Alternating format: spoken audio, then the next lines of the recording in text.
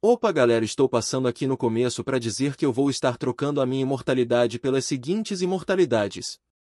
Imortalidade tipo 10 e 11, a regeneração ainda é a mesma. E era só isso, fiquem com o vídeo. Logo após Amélia ter parado de chorar, eu perguntei se eles iriam querer carona para casa, só que logo após eu dizer isso, o pai do Baltazar disse: não é necessário, acho que depois de tanto tempo sem poder andar, Amélia gostaria de uma pequena caminhada, sem falar que eu prometi para elas e para a mãe dela que as levaria às compras, e como não quero incomodar você com isso, acho melhor irmos sozinhos. Eu então logo disse: bom, já que é assim, pelo menos deixe-me dar um presente de boas-vindas. Logo após isso, um círculo mágico apareceu e na frente de todos apareceu um carro branco. Eu logo disse: esse é um dos modelos atuais da Black Wolf, faça um bom proveito. Logo após isso eles agradeceram pelo presente, se despediram e saíram de lá. Foi então que o Toshiro disse: então você, Gabriel Isahio Kimura, o juiz mago de prata, a calamidade carmesim. Eu então disse: parece que alguém vazou informações minhas, bom, só espero que elas não estejam circulando por todo mundo sobrenatural. Logo Toshiro disse: ah não, e que o seu pai era amigo do meu tio e antes de se aposentar e passar o santuário para mim, ele me contou sobre os Izars e pensar que você é o portado das luvas do Rei do Abismo. Eu então disse: então dá para saber qual é a minha Sacred Gear mesmo, ela estando selada? Logo Toshiro disse: na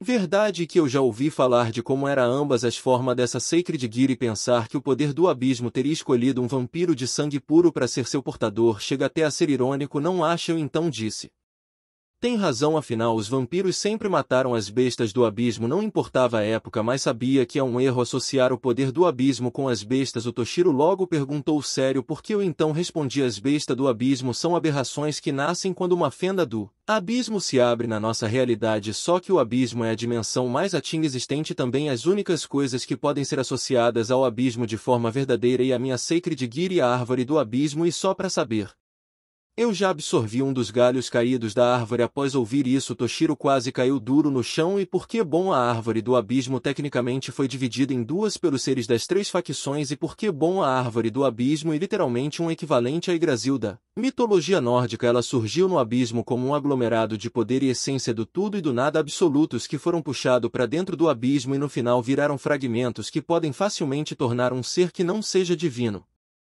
em um ser divino, ou seja, absorva o mais pequeno desses fragmentos e você vira um deus, coisa que eu basicamente estava virando. Afinal de contas, a minha Sacred Gear tinha metade com o poder da criação absoluta e a que ainda estava no abismo era o que tinha a negação, a destruição, a vida e a morte como seu poder mais puro, além de que a própria árvore, uma vez completa, tinha tudo o que um universo tem e até coisas que estão fora da capacidade normal de um ser, como por exemplo o próprio infinito no quesito tempo e espaço. Mas então, como essa Sacred Gear foi criada, bom, para começo de conversa, a Lisa criou a história da criação da minha Sacred Gear, só que ela só foi criada de fato 2 anos antes da guerra entre as três facções, e ela foi criada pelos humanos que na época tinham certa desconfiança, já que todo ser humano da época que sabia sobre o mundo sobrenatural tinham medo de morrer quando a guerra começasse. Foi por isso que a minha Sacred Gear foi criada, uma forma de proteção para a humanidade perante os efeitos que a guerra das três facções causaria. Eu então disse: bom, de qualquer jeito me leve até a Kitsune, eu quero bater um papo com ela. O Toshiro logo disse: se fosse outra pessoa eu até diria não, mas pelo que o meu tio me disse, você é um monstro de tão poderoso, então só dessa vez eu vou abrir uma exceção. Logo fomos para dentro do templo. De quando chegamos de frente para um altar, ele disse: abra diante do meu senhor. Logo em seguida o altar se moveu pro lado e então ambos descemos pela escadaria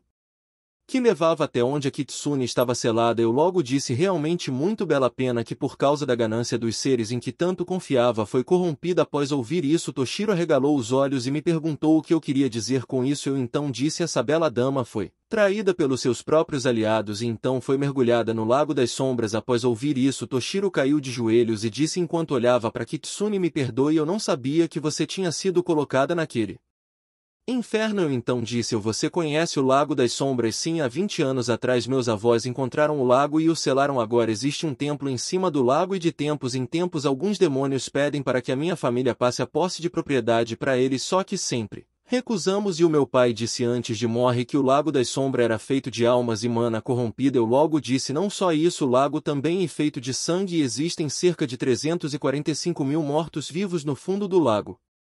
Seja lá quem jogou essa kitsune dentro do lago, queriam ou matá-la ou corrompê-la até transformá-la em Nojitsune, ou seja, foi proposital e provavelmente foi planejado por anos, só que esqueceram que existem bilhões ou até trilhões de almas dentro daquele lago e agora cerca de umas 3.459 almas estão brigando entre si para pegar o controle do corpo dela. O Toshiro então disse: tem como salva-la, bom ter, até tem mais, precisaríamos de um rubi das almas. O Toshiro logo usou um feitiço de teleporte e depois voltou com um rubi nas mãos. Ele então disse: esse serve. Eu logo falei surpreso: mas como você tem isso? Por que acha que os demônios querem tanto o Lago das Sombras? Eu então disse: bom, já que é assim, vamos começar agora mesmo. Logo em seguida eu fiz alguns símbolos com meu sangue e depois coloque o rubi no meio deles e disse: almas que pela maldade e trevas do mundo foram consumidas, eu ordeno agora mesmo que saiam desse corpo. Logo várias almas de cor roxa começaram a sair da Kitsune e então entraram no rubi, que agora estava completamente roxo. Eu então disse: agora basta, só purifica-la logo. Toshiro disse: deixa essa parte comigo. Ele então fez um círculo mágico e disse: em nome da luz da vida e do equilíbrio, que tudo seja purificado pela luz. Logo em seguida uma luz forte cobriu toda a sala subterrânea e eu então disse: bom, agora vou só deixar umas memórias na mente dela para que ela saiba o que acabamos de fazer. A emitir uma dúvida que hoje por acaso e o dia da lua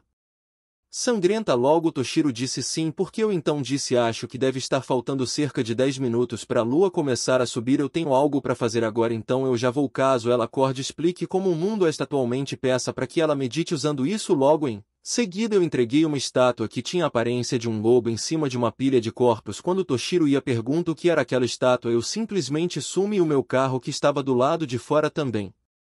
Logo em seguida dava para ver como eu estava no lugar onde eu havia deixado tudo pronto para minha primeira transformação como lobisomem. Eu então peguei o meu colar na mão e quando eu vi a lua eu o esmaguei e logo o brilho da lua sangrenta atingiu as pérolas da lua. Quando a luz que saia das pérolas me atingiram, o brilho da lua sangrenta já havia me alcançado e então a minha transformação começou. Eu senti cada osso e cada músculo colapsar e então se restaurem. Eu então soltei um grito de dor, acompanhado de um uivo que percorreu toda a cidade, e meu pai, que estava de frente a uma janela aberta, disse: esse uivo não pode ser, ele não seria louco o suficiente para tentar isso. Foi então que o meu pai parou para pensar e disse a ele: seria sim. Ele logo lançou um feitiço de ilusão sobre si mesmo e saiu voando pela janela, e enquanto isso minha transformação continuava a acontecer e agora eu soltei um uivo tão grande que todos só seres sobrenaturais e que sabiam sobre o mundo sobrenatural ouviram. E logo em seguida os meus selos se quebraram e então um gigantesco pilar de luz vermelha se ergueu até as nuvens, o que fez todos os seres sobrenaturais que o viram irem na minha direção. Logo minha transformação havia acabado. Eu era um lobisomem de pelo preto de 4 metros, meio basicamente o dobro do tamanho de um lobisomem recém-transformado e praticamente 70% de um lobisomem na forma da besta, que basicamente um lobisomem com 3 metros que pode até mesmo dar uma surra num dragão, só que essa forma só pode ser alcançada por um alfa que passe pelo processo de evolução. E agora eu estava consciente, coisa que não acontece na primeira transformação, e então comecei a rapidamente a voltar ao normal, pois senti várias presenças vindo na minha direção. Logo que voltei a minha forma normal, lancei um ataque que fez uma grande explosão no lugar onde eu havia me transformado, fazendo assim com que todo e qualquer rastro meu sumisse. Logo em seguida me transformei em morcego e saí de lá o mais rápido possível, e quando cheguei na minha casa eu estava completamente exausto, quase morto de cansaço. Quando eu passei pela porta só dei 2 passos até desmaiar e logo uma mulher usando o clássico uniforme de empregada dos animes apareceu e disse: o senhor tem que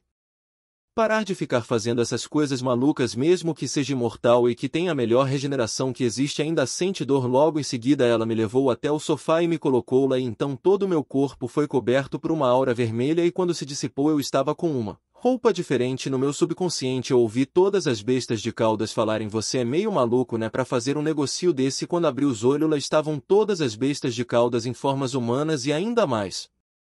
Todas eram mulheres, até a 10 caudas estava lá. Eu então disse: me acordem quando amanhecer. Todas então suspiraram e disseram tinha que ser ele mesmo para fazer uma coisa estúpida dessas. Quando amanheceu eu acordei no sofá e disse: que ótimo, tenho que ir num encontro hoje e ainda tô todo dolorido da transformação. Meu pai, que estava na sala só esperando eu acordar, então disse de braços cruzados: então era realmente você ontem, seu pirralho idiota, sabe o que você fez? Eu então disse, alertei todos os Seres sobrenaturais, inclusive os vampiros e lobisomens, sobre a minha existência. Não só isso, seu idiota, você basicamente quase morreu para poder se transformar em mais uma coisa. Fazem mais de 490 anos desde que um híbrido de vampiro e lobisomem apareceu e ele está no Canadá atualmente, ou seja, todos sabem que um novo apareceu e que a profecia do lobisomem que tem o poder de destruir o mundo é verdadeira. Eu então falei, na verdade essa profecia é falsa. Meu pai logo disse, como assim falsa? Eu então falei, bom, a pessoa que criou essa profecia foi um mago que tinha ficado bêbado tanto que no dia seguinte, por causa de ele ter enchido a cara e deixado o seu trabalho de lado, houve um ataque na cidade onde ele estava, e quando o conselho de magos da cidade descobriram a palhaçada que ele fez, mandaram o executar. Até hoje existe uma memória em nome dele que diz: nunca deixe ser um trabalho importante para se divertir, pois pode lhe custar caro. Agora, se me dá licença, tenho que mudar o pensamento de uma